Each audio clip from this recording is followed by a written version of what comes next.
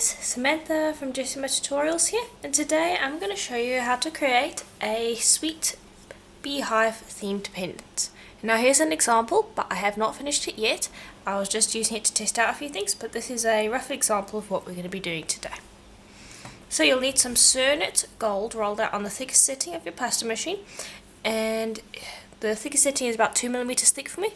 And you want to brush one side with cornstarch, and you want to leave the other side with no cornstarch. You will also then need a honeycomb stamp. Any honeycomb stamp will do. I'm using one from my Etsy shop, Jessima Design. And then also just grab a sponge of some kind and just start pressing. And this is going to prevent it from sticking to my fingers and lifting up. But I want to put a backing on this, so I don't want to have cornstarch on the back. Now just a quick note, if you're looking for Cernit in America, try out Linda's Art Spot. If you're looking for Cernit in Australia, try out Over the Rainbow. And if you're looking for it in Europe, Happy Things is the best place to get it. Just in case you are looking for some and don't know where to get it. All three of those places are great. Okay, and I'm just making sure that I've got a nice deep impression, and I'm just going to grab my roller to give it a final roll just to make sure that I've got nice and deep. Okay, and this should come out pretty easily. Just slide your finger along the side and it should come out with no issue. Here we are. Then take that and press that onto your tile. Don't press too hard so that you flatten the clay, but just press enough that it's going to stick to your tile. I'm using a ceramic tile as a work surface because I like that the clay sticks to it. Then trim away your excess so that your stamped impression is all that is left. Then grab a flexible tissue blade and just make sure that it's clean. I like to give it a quick wipe down with a wet wipe just to make sure that it's nice and tidy.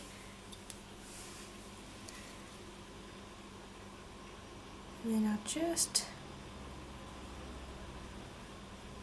begin to shave away those raised areas. And you want to get off that bit because you don't want that sticking to your clay. There we go.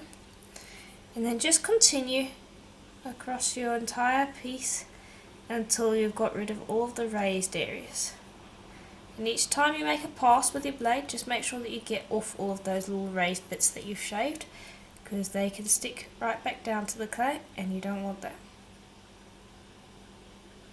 And I'll just continue until I've shaved the entire thing. Okay, and you should end up with something looking like this. Then take some plain paper, just printing paper. You can use greaseproof paper, wax paper, deli paper, baking paper, something along those lines. Just get some sort of a plain piece of paper and just burnish your piece. It's very important. And you can use your roller as well. All we're trying to do is just get that pattern nice and flat so that there are no scratches or bumps left.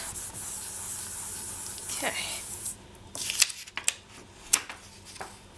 And there we are. And that will smooth out your mica shift and it will make the entire thing nice and tidy.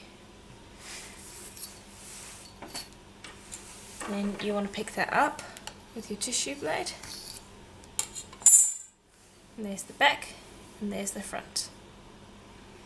Okay, and so now what I want to do is I want to put that little bee pattern on there, and I'm going to be using this bee stamp, and any bee stamp will work. If you're looking for one, I do sell one on my Etsy shop, Jessima Design, but any one will work. And then you're also going to need some stays on ink. And now I've just got some stays on ink here, and I want to very lightly tap just to make sure that I get a good coat, but I don't want too much. So I'm just going to tap until I'm happy with the coat. And I'm going to grab this, and you want to hold it steadily, press down firmly, and then lift. and you should end up with a clean pattern. Now if you do make an accident, you can try some 99% isopropyl alcohol. You will spray that immediately after you have made the accident onto your clay and rub vigorously with a wet wipe, and that should get rid of your ink. Now I'm just going to lift that up and out of the way for the moment, and I'm going to run out a piece of gold again, and I'm going to run that through on my thickest setting. Okay, and then I've rolled it out on my middle setting, which is 1 millimeter thick. And so my goal is to make my clay in total, because this is a backing, about 2 millimeters thick in total, because that burnishing and flattening out has caused our mica shift, which started out as a 2 millimeter thick piece of clay, to go down to about a 1 millimeter thick. So you're just going to take that, and before you put it on your backing, I want you to grab a piece of paper again, make sure it's clean, lay it down and burnish, and this is going to flatten out where you stamp that little bee, and it's also going to soak up any excess ink that you have so that the entire sheet is nice and dry. There we are, and you can see it has soaked up excess ink, and now it is dry enough to handle. So just grab your gold again, make sure that you flatten that out, and then pop your honeycomb on. And I just check that stamped area just to make sure that none of the ink is coming off of my fingers, because you can accidentally get some on your fingers still. And then just burnish again to flatten out the entire piece. Okay. And then just trim along the sides.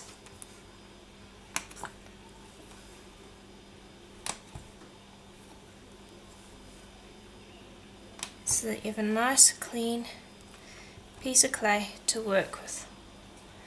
Okay, and now I just want to bring over a piece of black just to check how much thinner I need to take it down.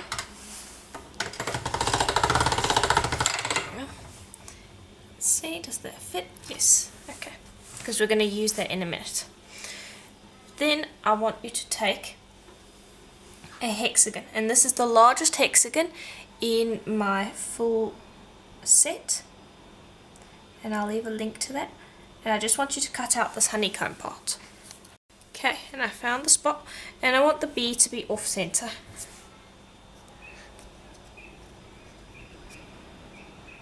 Okay, and there we are.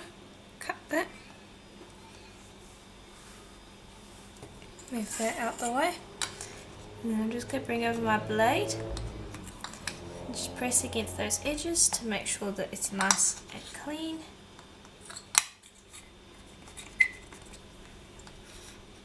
Just to get rid of any excess clay around those edges. And now I want to set that with my heat gun. And you could pop it in the oven, but I'm going to just use my heat gun, and I'm using a Nozzito heat gun, I do believe is how you pronounce that. And I'm going to have it on my hottest setting and my lowest wind speed.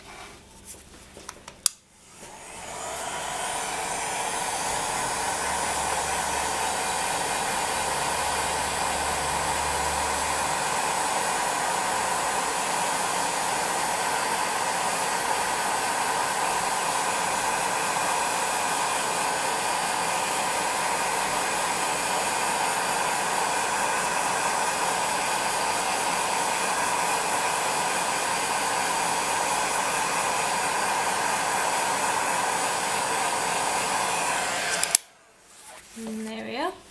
And hopefully, while I was doing that, you were able to see what a beautiful colour this transitioned from.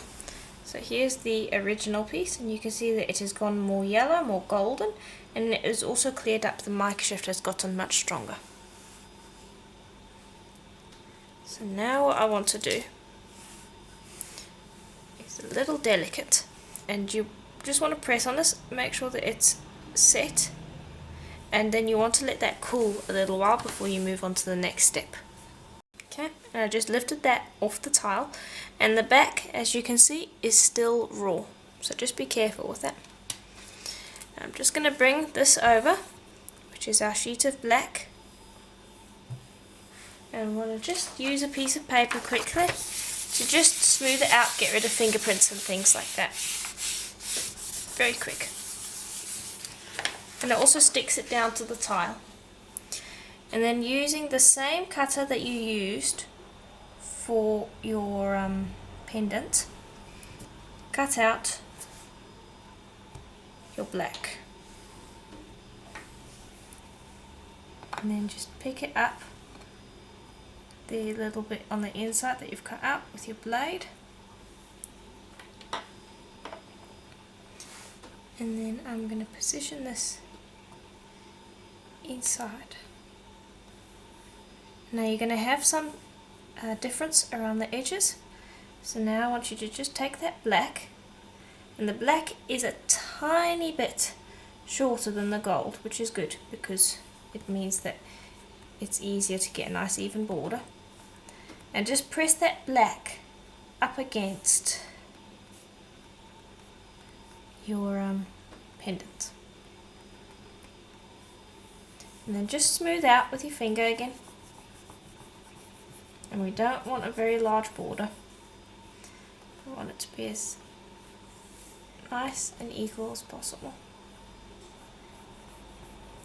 So just every now and then go around with your finger and smooth.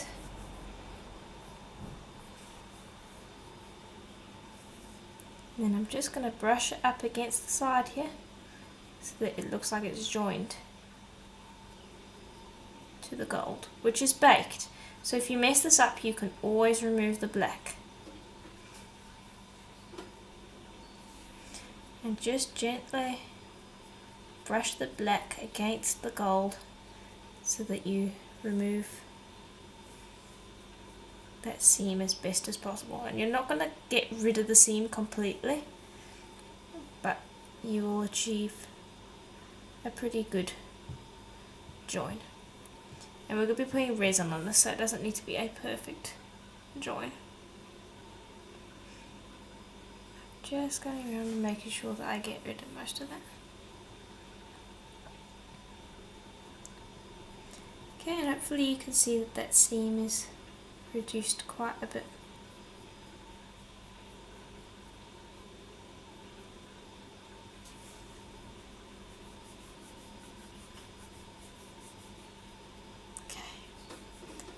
Yeah, and then smooth along those sides.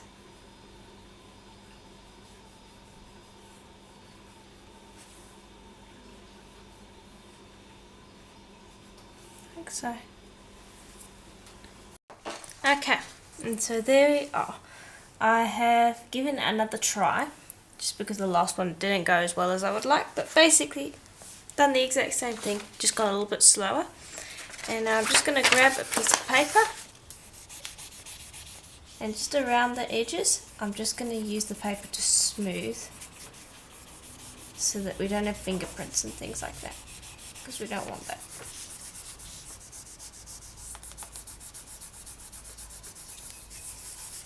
And there we are.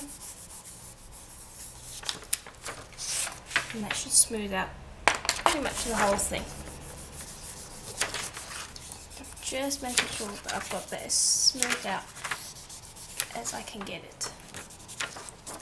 Okay. And now if you have some seams left, don't worry about it. We are going to put resin on this.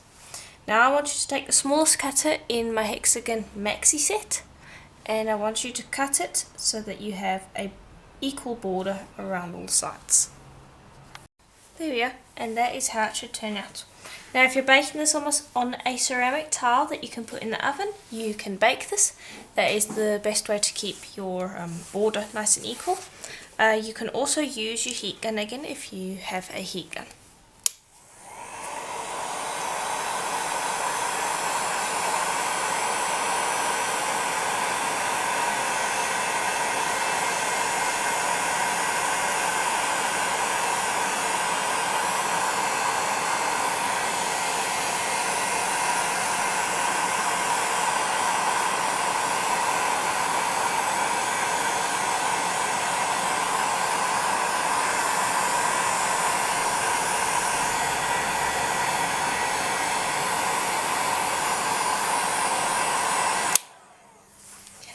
and that should be enough. Now you want to let that cool completely before you try and lift it up. I'm just going to gently press on the sides here, and if they don't give it all, then it means that I've baked it enough. If they do start to give a little bit under my finger, I will go and bake it a bit more with the heat gun. In the meantime, I'm just going to scrape away the excess while I wait for that to cool. Okay, and so it's cooled off. So now I'm just going to lift that straight off the tile, and because we used the heat gun, our back should still be pretty raw, so we won't need liquid clay. So I'm going to pop that to the side, and I'm going to bring over a piece of black polymer clay, and I'm also going to bring over some lace, and I want to texture this for the back of my piece, so I'm just going to be using lace to do that. So just grab that, and then use a piece of paper again to burnish that into the clay.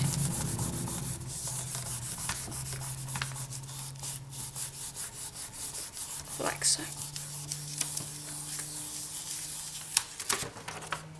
Okay, and that should have burnished it pretty well.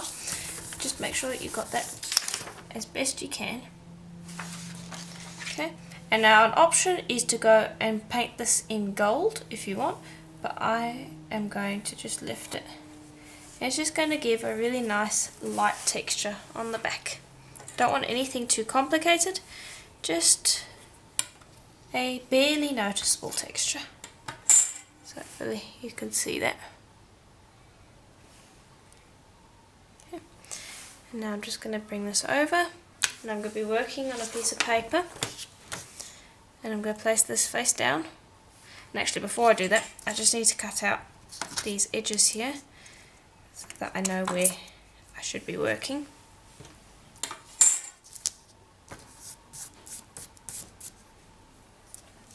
Okay, place this down,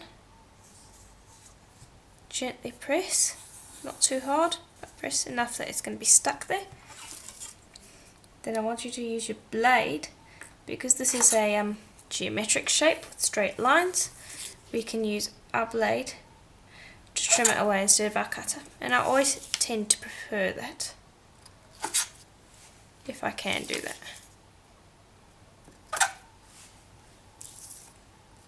And this is why I like working on a piece of paper, because you can just turn the paper around.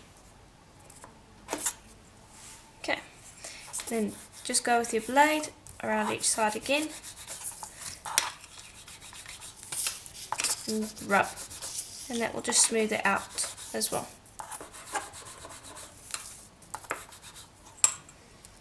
Okay, should be able to lift that. And now your edges are going to have some cracks along the sides. That's fine, we're going to be doing a little smear later on that will fill those in.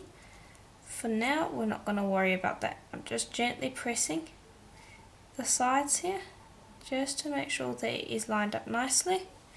And you can see we have a nice textured backing and a really pretty front. So now I'm going to go pop this in the oven on this piece of paper for a full hour at its recommended temperature. And when that is done, we can move on to cleaning up our sides and adding a bail to the back too. Okay, and so I've got two out of the oven. This is the one that we did, and here is my test piece. And so you can see they look really nice. And now I just want to show you quickly what they're going to look like once I put resin on them. So I'm just quickly wetting them.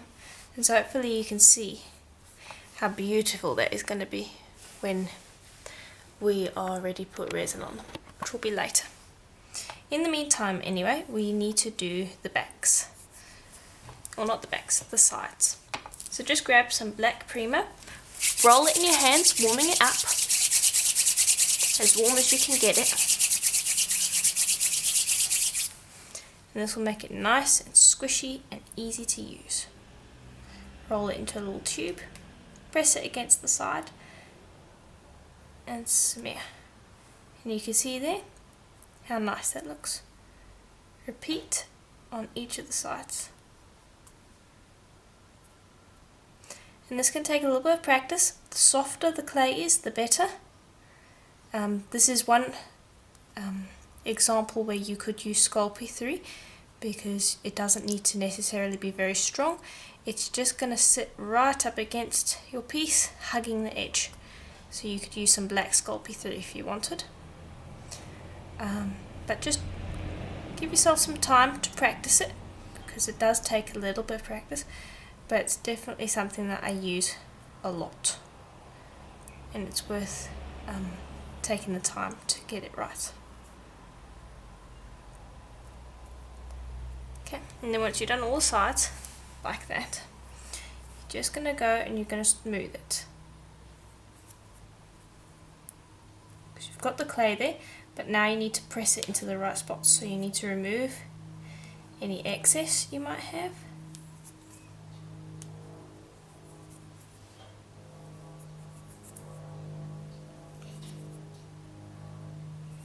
And you might need to just touch up some areas. And then just go with your finger and gently smooth.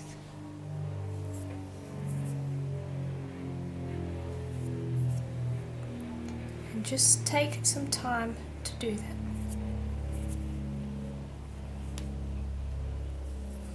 And if you miss a spot, it's not going to be the end of the world because we are working with black, and so you generally won't be able to see a spot if you miss it, but try to avoid that if you can.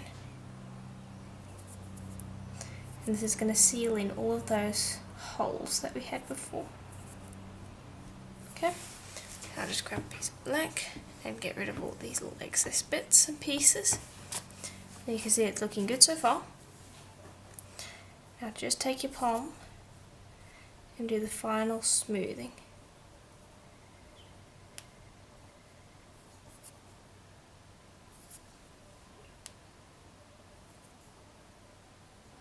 Like so.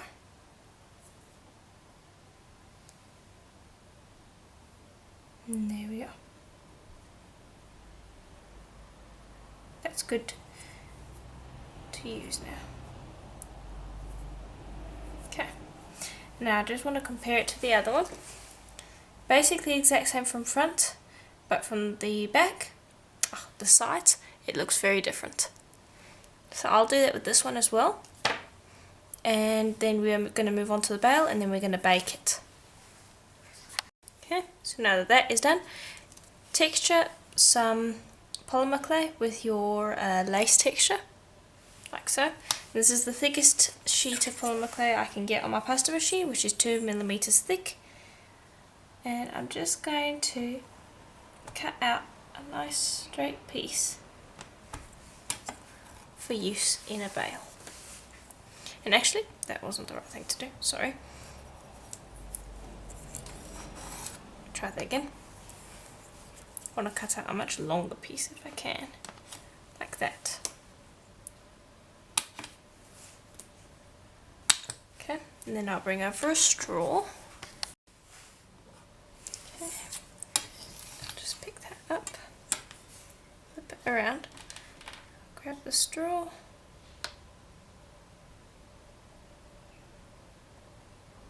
Wrap that around, and I'm being very careful because I don't want to disrupt my texture. It should meet up really nicely on the other side. And then I'm just going to pop that onto a towel and just press down on that. And that should get the straw out of there. Now I'll just use the straw to roll along that base, and that should have sealed it somewhat together, like so. Then I'm just going to pop the straw back in there. I'm just going to make a cut there and a cut there. Get that out.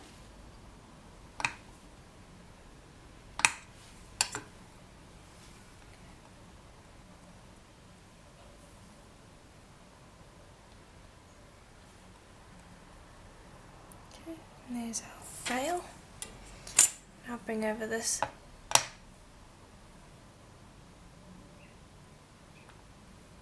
And I'm going to pop it. And now you just want to figure out which is your front, so that you get it on the right side.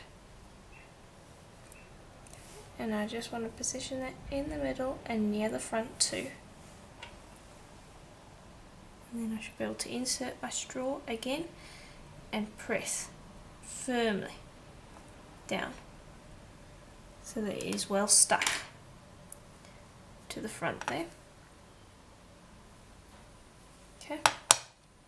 Then I'm going to grab some bacon bond.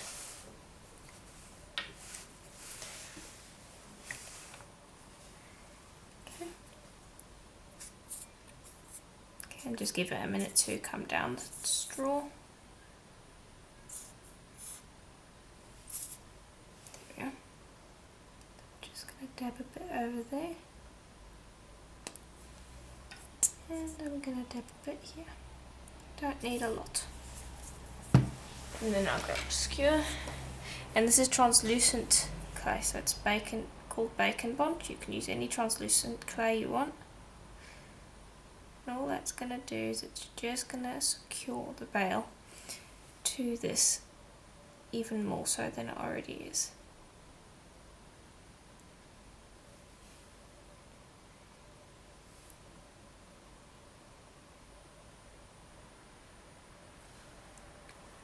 Okay, and that will go translucent after baking, so you don't have to worry about it.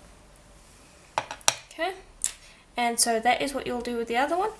Then just smooth along the sides again because you'll have touched them with your fingers.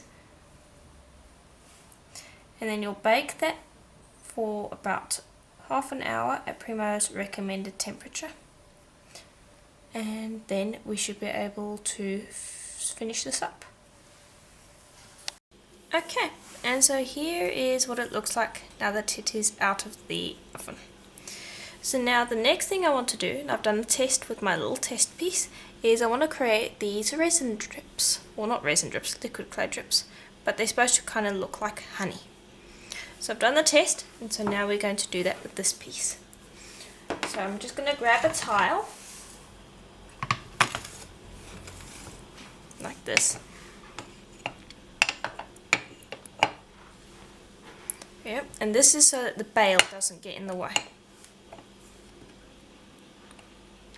Okay, and it's supposed to sit nice and flat. Okay, and this is my bottom area. Now we're going to be using some bacon bond. Again, translucent bacon bond. Make sure you've got a nice nozzle. And just let the liquid clay go down to the end of your snout. And our trick with this is to go slowly. I'll show you in just a minute. I'm waiting for this to come down. But the trick is to go slow with this. You don't want to be rushing it.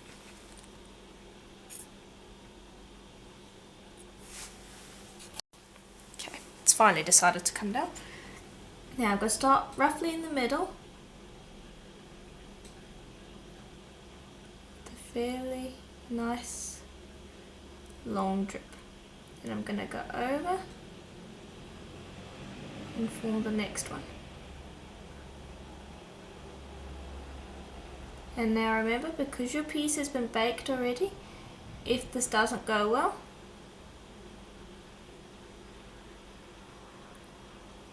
you can always restart it.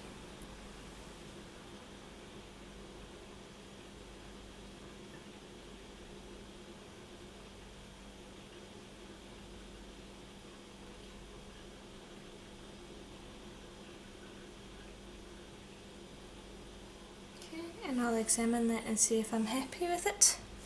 And that one side I'm not very happy with, so I'm going to grab my tissue blade. And I'm going to just scrape that liquid clay out of the way. And I'm keeping the good side, I like that side. And just make sure you do a fairly good job of scraping this liquid clay away, because you don't want it to get cured along with the rest. And if it gets on the back, that's fine. Just clean away your mistake bits. Let me bring this forward a bit so you can see better. And then I'll start again.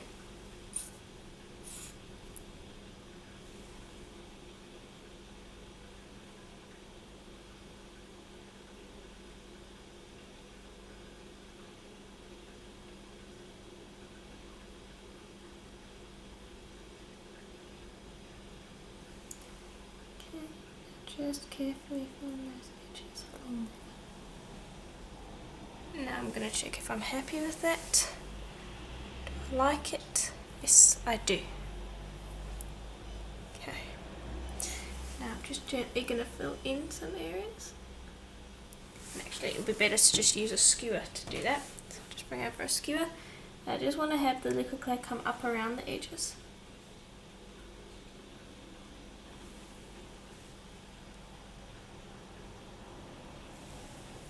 Like so that it's nice and clean.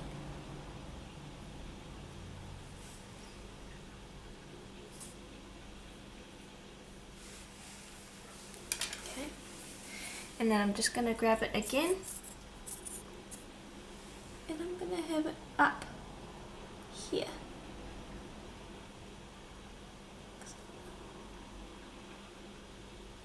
Because I want the liquid clay up here too.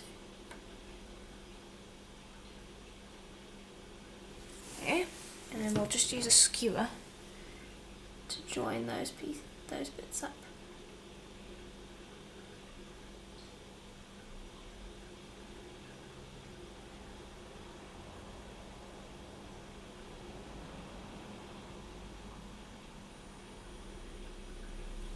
There we are. And that will give it stability, and it'll also look like it's kind of seeping out. And now I'm going to go pop this into the oven for about half an hour again. Okay, and our piece is out of the oven. And here's what they should look like. And just check them for any imperfections. Make sure they're separate from each other and that they're flexible. They should be completely flexible, like so. And this is what the back will look like. Now we are ready to start colouring them. So I'm just going to bring over this and this, and you're also going to need some sort of a resin mat.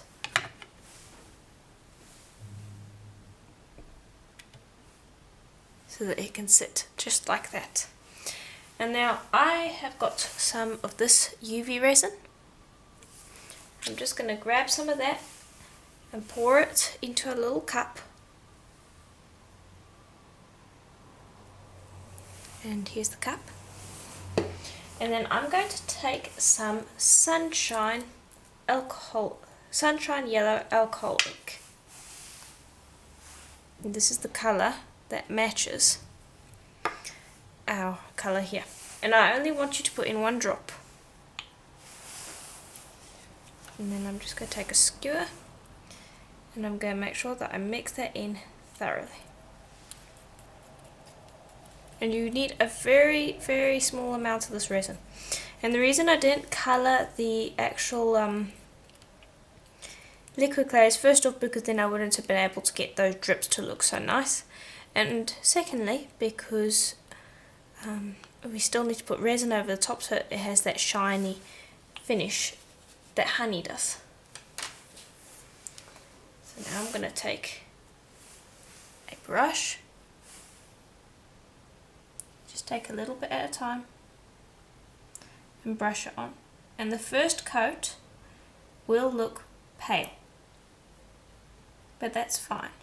Don't add more alcohol ink to your resin. You want to start off with a pale coat, and I probably want to do around 2 coats because it's going to give you more control. You'll be able to match it as best you can to this part here, because if it's too dark then it detracts.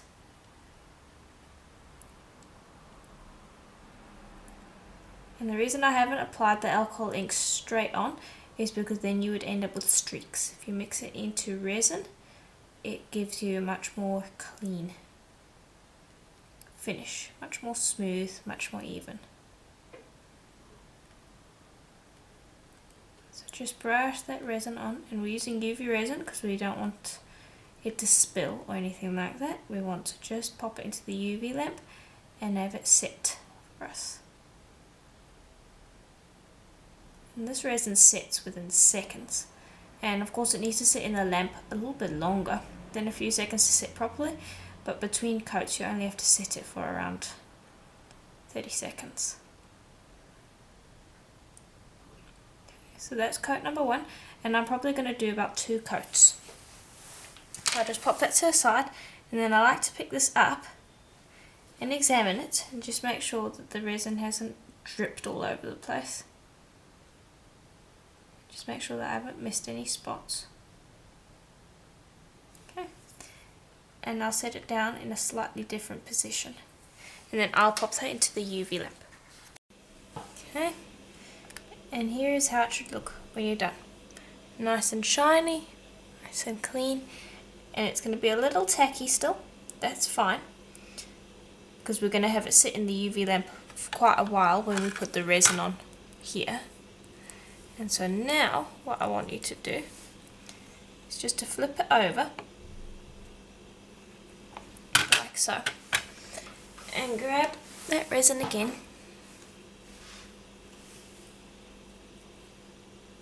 and I want you to just brush the back.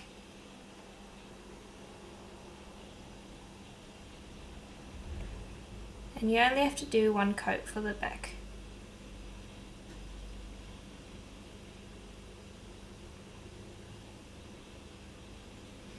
And this will just complete its yellow effect.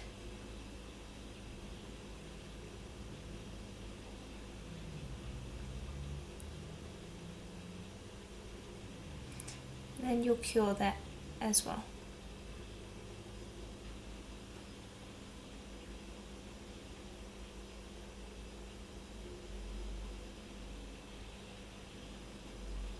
Okay, and just make sure you got the whole thing, and then I will cure that as well. Okay, so you should end up with some slightly flexible but still pretty strong honey-like pieces. So now I want you to just take this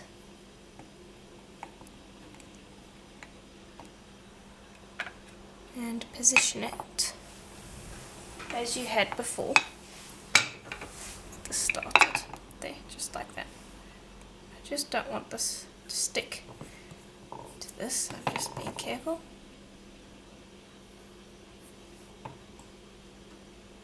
And I might actually put some greaseproof paper over there just to make sure it doesn't stick, because that resin needs to breathe a while before it stops sticking to everything. No, that doesn't stick. Okay. There. Now you'll just leave that like that. And I'm just going to pull this out. And there. Now we're ready to resin the top. So I'm going to be using Lisa Pavelka's Magic Gloss. And I'm just going to pop some on here.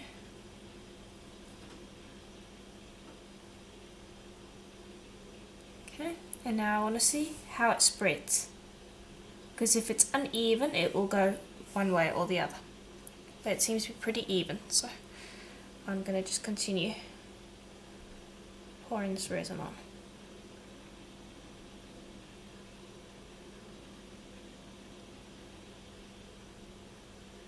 And now, Magic Gloss is meant to give you a really nice dome, so you can afford to put quite a bit of resin on here. Then I'll grab my skewer, and there's a few bubbles which I will wait to pop before I put it in the UV lamp. So just go around and scrape those and get them off your clay. And then begin dragging your resin towards your edges. And Magic Gloss has a nice high surface tension, so it would prefer to pull away from the edges more so than it does spill over them, which is good, because if we get resin spilling on this, it's not so good. So I'm probably going to have to add more resin. You can see it's pulled away over there. And that's fine, you just need to add more resin. So I'll just let it go out as far out as it pleases. Then if I need to add more, I will add more.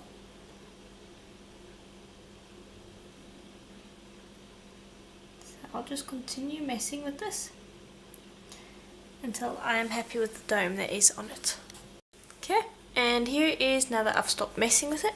And I've put these papers in place to level it out, and I've got rid of all the bubbles after picking them out slowly. And so now I'm going to put it under the UV light for a good half an hour to cure. Okay, and here is how it looks now that it has been in the UV light. As you can see how beautiful that is, and it just looks exactly like resin, honey dripping out of the seam. And you can see here that the back is nice and clean and the honey part is still dripping along over there. And also I've connected the resin, the magic gloss, and the UV resin, so it looks like it's also pouring down the sides a bit. So that's the more interesting version, but if you don't want to do that, here is what the pendant will look like without the resin drips. Personally, I prefer it with these little honey pieces, but if you're a little bit intimidated by it because it is a new technique, you can always try it out just with a simple microshift, border and a little bee stamp in the middle. So it's completely up to you. And then all I would do is I'll just take a ready-made rubber cord like this one, fit it through, and that clasp is done. And if you're looking for these, you can find them on my Etsy shop, Dress in My Design. And that is basically our project. Very simple, very effective, really nice summer piece of jewellery to wear, and I just love the theme. It just makes me think of Winnie the Pooh and the 100-Acre Wood, so I really love this project. So I do hope that this tutorial was helpful to you, and that you learned lots of new techniques. I certainly had fun creating it, and I actually tried out quite a few new techniques to create this project. So it was definitely a learning curve for me. So I do hope that you enjoyed it, and I'll see you in the next tutorial. Bye for now.